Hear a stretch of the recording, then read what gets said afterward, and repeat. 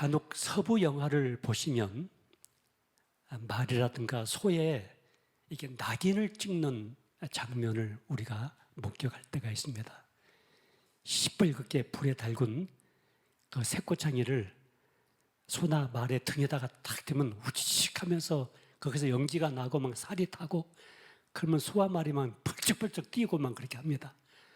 그런데 한 번 낙인을 찍어 놓으면은 그 소는 누가 도둑질을 해가도 찾아올 수가 있고 또 낙인을 찍어버리면은 그 주인에게 완전히 소속이 돼가지고 이 소의 운명 전체가 주인의 손에 달려있게 됩니다. 하나님께서 하나님의 사랑으로 이게 낙인을 찍어버린 사람들이 있습니다. 바로 그 사람들이 오늘 이 시간 여기 앉아서 예배하고 있는 여러분 한 분 한 분들입니다. 하나님이 우리를 낙인을 찍으시고 우리에게 너는 내 사람이다. 너는 내 아들이고 내 딸이다. 그렇게 분명하게 말씀하고 계십니다. 오늘 본문 8절을 보시면요. 우리가 아직 죄인 되었을 때에 그리스도께서 우리를 위하여 죽으심으로 하나님께서 우리에 대한 자기의 사랑을 확증하셨다 이렇게 말씀합니다.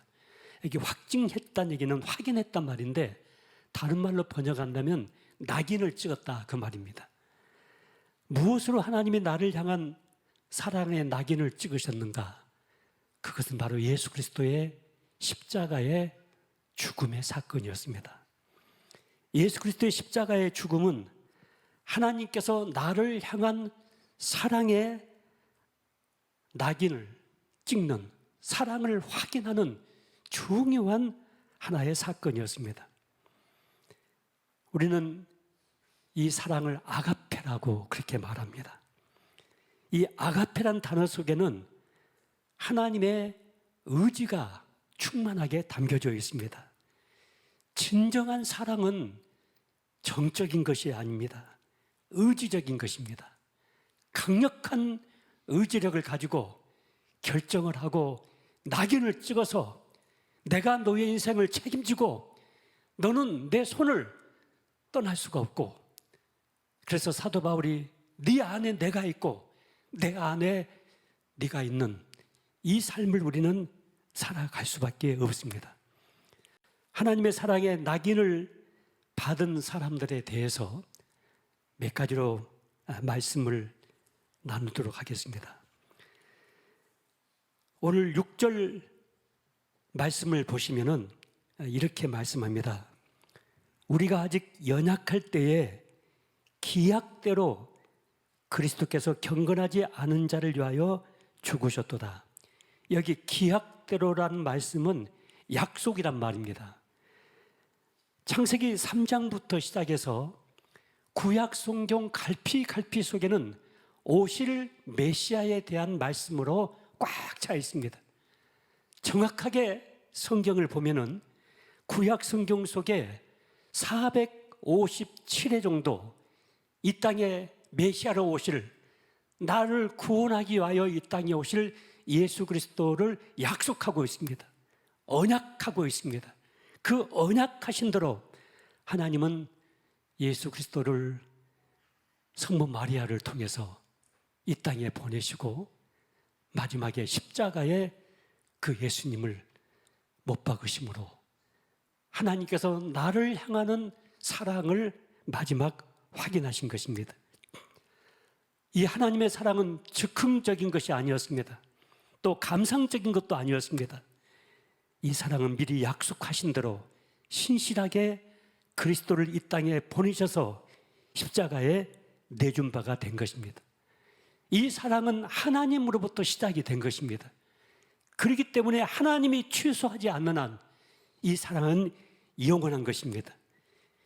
우리의 연약함이라든가 변덕이 심하고 감정이 심한, 기복이 심한 것, 우리들의 실수와 허물, 그 어떤 것으로도 이 하나님의 사랑이 방해받지 않습니다. 하나님께서 약속하신 그대로 예수 그리스도를 이 세상에 보내시고 우리를 구원한 것이 사실이라고 한다면은 이 성경 속에 기록되어 있는 모든 하나님의 약속들은 사실입니다. 그리고 그 사실대로 우리에게 이루어지게 될 것입니다. 로마서 8장 32절을 보시면 사도 바울은 자기 아들을 아끼지 아니하시고 우리 모든 사람을 위하여 내주신 이가 어찌 그 아들과 함께 모든 것을 우리에게 주시지 않겠느냐.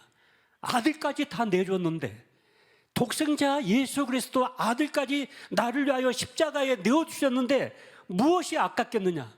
무엇을 내가 못해 주겠느냐?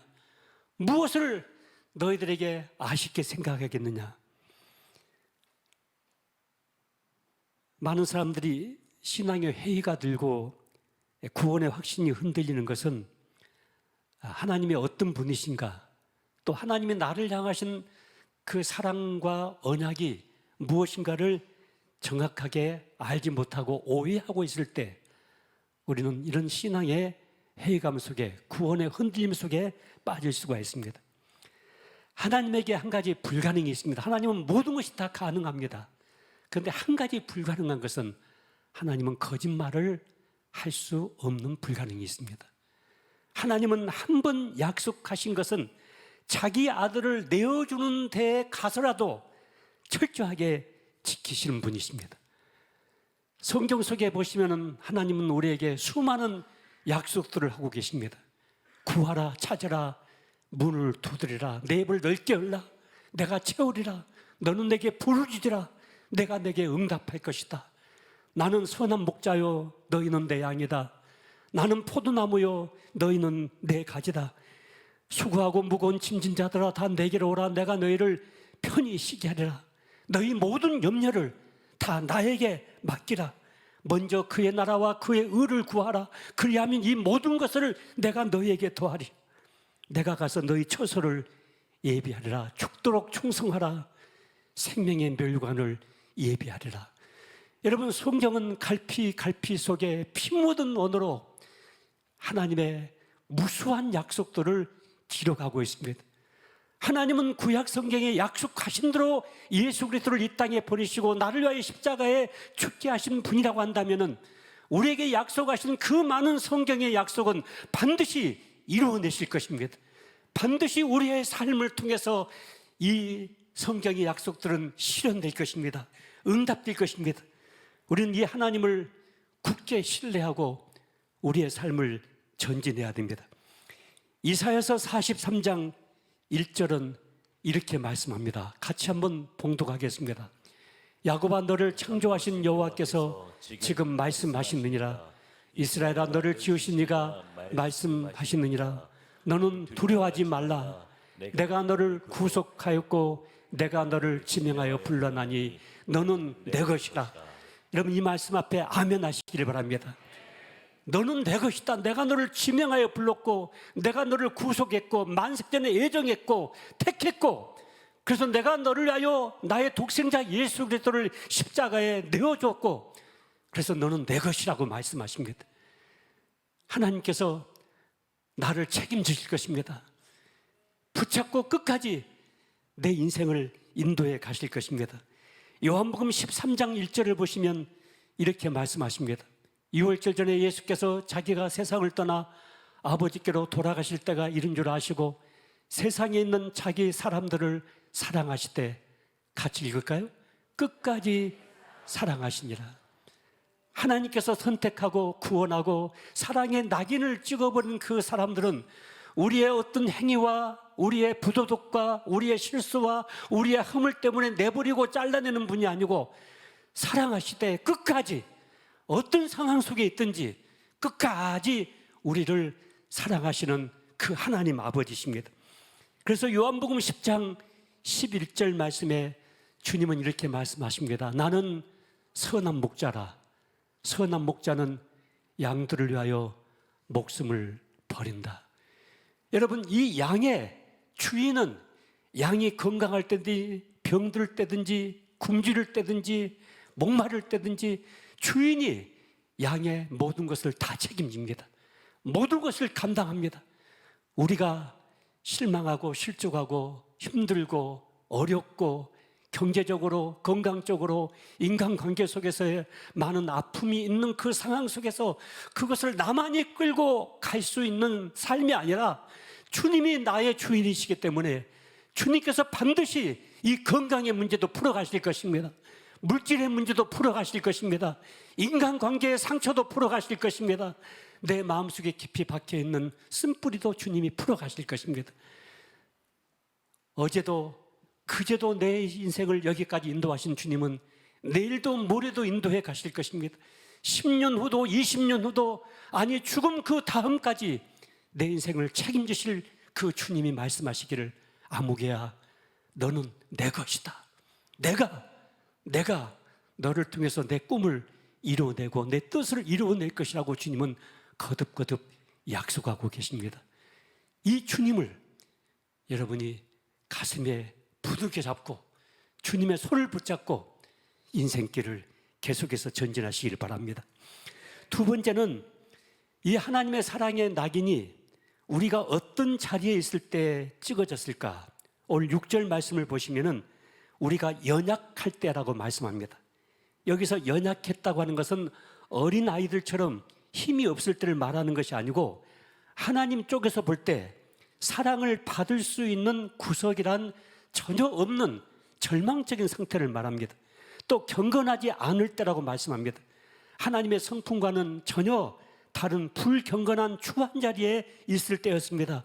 8절에 보시면 우리가 아직 죄인 되었을 때, 이 죄라고 하는 것은 목표에서 빗나갔다, 관역에서 빗나갔다는 그런 의미를 가지고 있습니다. 하나님의 목표에서 빗나간 방황하던 때였습니다. 자식들을 키우다 보면은 꿈도 비전도 무슨 소원도 없이 방황하고 있는 자식들을 바라볼 때마다 가슴앓이를 하게 됩니다. 복장을 치게 됩니다. 여러분, 우리는 예수 그리스도 안에서 구원을 받았고 하나님께 사랑의 낙인을 받음에도 불구하고 여전히 나의 현실과 상황 속에 묶여가지고 나는 할 수 없고, 나는 가능성이 없고, 그래서 나는 절망이고, 그래서 나는 재수가 없고, 그래서 나는 실패할 것이고, 이런 생각에 묶일 때가 있습니다. 이것은 여러분, 예수 그리스도의 십자가를 무효화시키는 것입니다. 성경 전체를 무효화시키는 것입니다. 아니, 그보다 하나님을 죽여버리는 것입니다. 살아계신 그 하나님을 내가 믿고 예수 그리스도의 십자가의 그 사건이 나를 위한 하나님의 사랑의 낙이라는 사실이 분명하다고 한다면 반드시 그 하나님 아버지께서 우리 인생을 책임져 가실 것입니다. 반드시 우리를 도와주실 것입니다. 우리에게 역사하실 것입니다. 감당할 수 없는 환난과 고난과 역경 속에서 우리를 건져내실 것입니다. 오늘 10절에 보시면 이렇게 말씀합니다. 우리가 온수 되었을 때 그렇게 말씀합니다. 이 하나님의 사랑의 낙인을 언제 찍었냐면 하나님과 나와의 관계가 온수 되었을 때 하나님은 사랑의 낙인을 찍었다고 말하고 있습니다. 그렇기 때문에 우리의 지금의 형편, 상황, 우리의 윤리성, 도덕성, 우리의 연약함, 이런 거 보고 실족하고 낙심할 것이 아니라 우리가 하나님과 온수 되었을 때도 이렇게 나를 사랑하신 하나님이라고 한다면은 오늘 우리가 하나님 앞에 나와서 예배하고 하나님의 뜻대로 살기 위해서 발버둥 치고 기도하고 매달리고 또 하나님 앞에 우리가 자백하고 이런 나를 하나님께서 받아주시지 않겠습니까? 영접하지 않겠습니까? 여러분, 이 사실을 우리가 꼭 붙잡고 하나님 앞에서 살아가야 되겠습니다. 우리가 이렇게 하나님의 사랑을 입고 또 하나님의 사랑의 낙인을 찍힌 사람으로서 삶을 살고 있다고 한다면 우리는 어떤 삶을 살아야 될 것인가? 여러분, 시편 103편의 말씀을 보면은 어느 날 시편 기자가 이 하나님의 큰 사랑을 깨닫고 고백하기를 이렇게 말씀합니다. 내 영혼아 여호와를 송축하라. 내 속에 있는 것들아 다 그의 거룩한 이름을 송축하라. 내 영혼아 여호와를 송축하며 그의 모든 은택을 잊지 말지어다. 내 영혼아 여호와를 송축하라. 왜냐하면은 오늘 8절 시편 103편 8절에 보시면 그는 자비로우시며 긍휼이 많으시고 은혜로우시고 노하기를 더디하시고 인자하심이 풍부하다고 말씀하십니다. 103편 10절에 보시면 우리의 죄를 따라 갚지 아니하시는 하나님이시라고 말씀하십니다. 또 13절에 보시면은 아비가 자식을 불쌍히 여긴 같이 우리를 불쌍히 여기시기 때문이라고 말씀합니다. 여러분, 이런 하나님의 사랑을 맛본 성도들은 하나님을 찬양할 수밖에 없습니다. 그래서 내가 나에게 말하기를 내 영혼아 여호와를 송축할지어다, 내 영혼아 여호와를 높일지어다, 내 영혼아 여호와를 찬양할지어다, 내 영혼아 여호와를 예배할지어다. 여러분이 심령이 연약하고 힘들고 주저앉을 때마다 여러분 자신을 향해서 이 메시지를 선포하셔야 됩니다. 아무개야 여호와를 송축할지어다. 마음이 무너지고 주저앉을 때마다 아무개야 여호와를 송축할지어다. 그 여호와께서 너에게 사랑의 낙인을 찍으시고 네가 죄 가운데 있을 때, 하나님과 원수 가운데 있을 때도 그렇게 나를 사랑하셨던 그 하나님께서, 그 살아계신 하나님께서 너의 인생에 손을 붙잡고 너를 한 걸음 한 걸음 인도해 가실 것이다. 너와 함께 할 것이다. 반드시 너의 기도를 응답할 것이다. 이 사실을 우리 자신에게 선포를 해야 되겠습니다. 여러분, 우리가 하나님의 사랑의 낙인을 받기 전까지는, 구원을 받기 전까지는 우리에게 그렇게 사랑이 없었습니다. 내 이웃을 사랑할 수 있는 힘도 없었고, 또 원수를 용서할 수 있는 힘도 없었고, 누군가에 대해서 배려를 한다거나, 또 누군가에 대해서 관용을 베푼다거나, 또 자비함을 갖는다거나, 이런 것들이 별로 없었습니다. 그런데 우리가 하나님의 사랑을 맛보고 이 사랑의 낙인을 찍힌 이후에는 이상하게 내 안에 내적인 힘이 생겨나기 시작했습니다. 누군가를 믿음으로 사랑할 수가 있었습니다. 용서할 수 없는 사람을 믿음으로 용서할 수가 있었습니다. 그리고 참을 수가 있었습니다.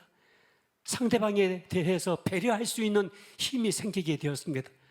또 관용을 베풀 수가 있게 되었습니다. 여러분, 쌀떡에서 인신남다는 얘기가 있습니다. 관용을 가지고, 긍휼함을 가지고, 사랑을 가지고, 인자함을 가지고 있는 사람만이 누군가에게 인자함을 베풀 수가 있고, 관용해 줄 수 있고, 긍휼함을 베풀 수가 있는 것입니다. 그런데 하나님의 그 큰 사랑이 우리 안에 임하게 되었습니다. 성령께서 우리 안에 내주하게 되었습니다. 그 성령은 우리에게 9가지의 성품의 열매를 맺히게 하십니다. 사랑과 희락과 화평과 인내와 자비와 양성과 충성과 온유와 절제, 이런 성품적인 능력이 우리 안에서 만들어지게 만들어 놓습니다. 그래서 우리는 나 자신도 깜짝깜짝 놀랄 만큼 내 안에 이런 힘이 생겼는가, 내 안에 이런 능력이 있었는가. 여러분, 창세기에 보시면 사람을 창조하실 때 하나님은 자기 형상대로 남자와 여자를 창조했다고 말씀하십니다. 이 자기 형상대로 창조했다는 이 말씀은 사람 속에 신적인 능력을 집어넣었다는 얘기입니다.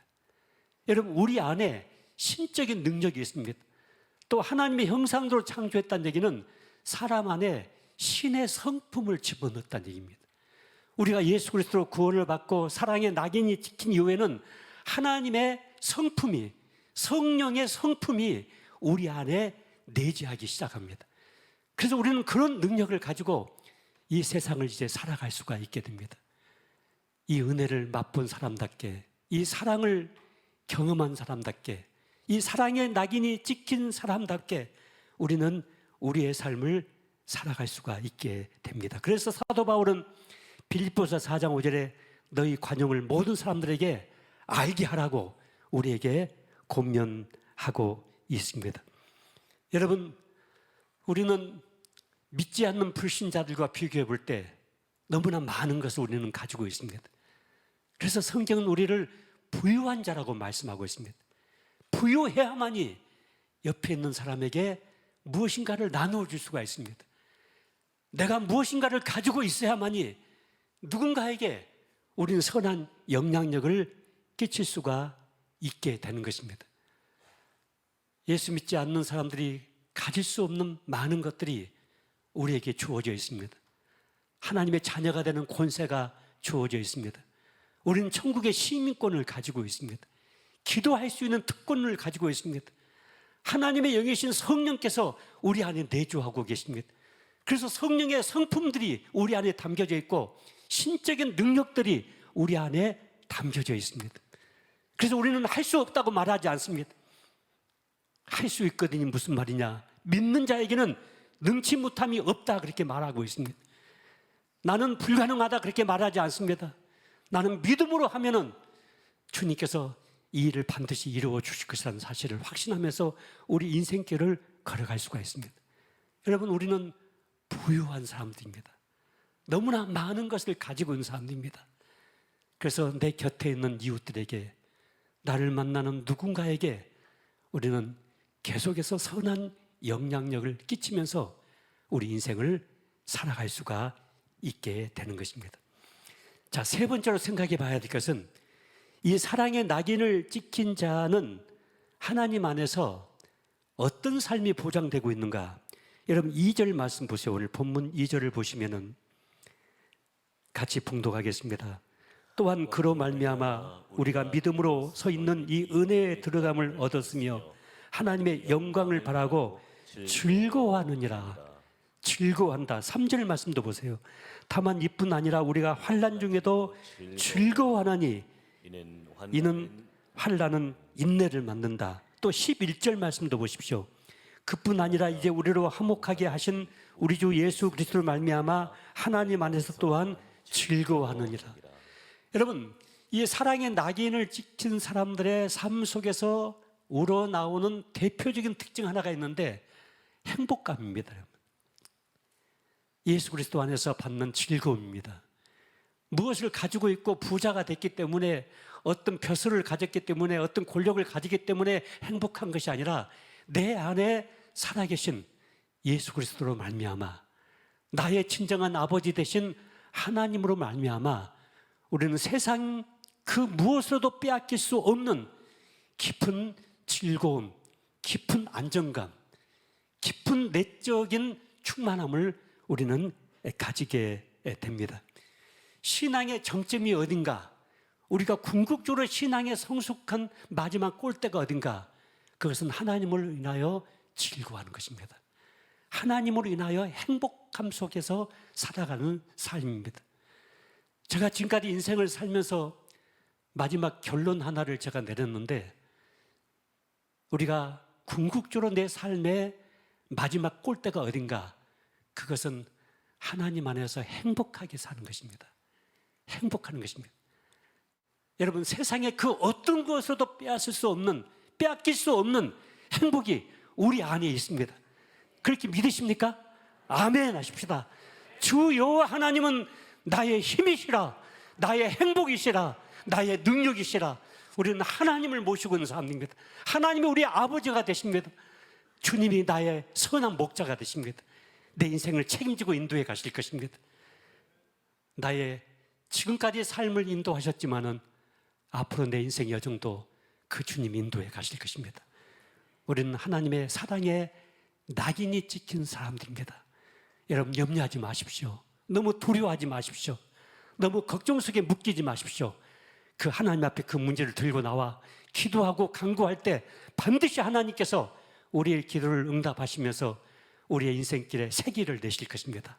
새 역사를 만들어내실 것입니다. 그 하나님과 함께, 그 하나님 아버지와 함께 우리의 삶을 계속해서 한 걸음 한 걸음 전진해가는 사랑하는 성도님 되시기를 주의 이름으로 축원합니다.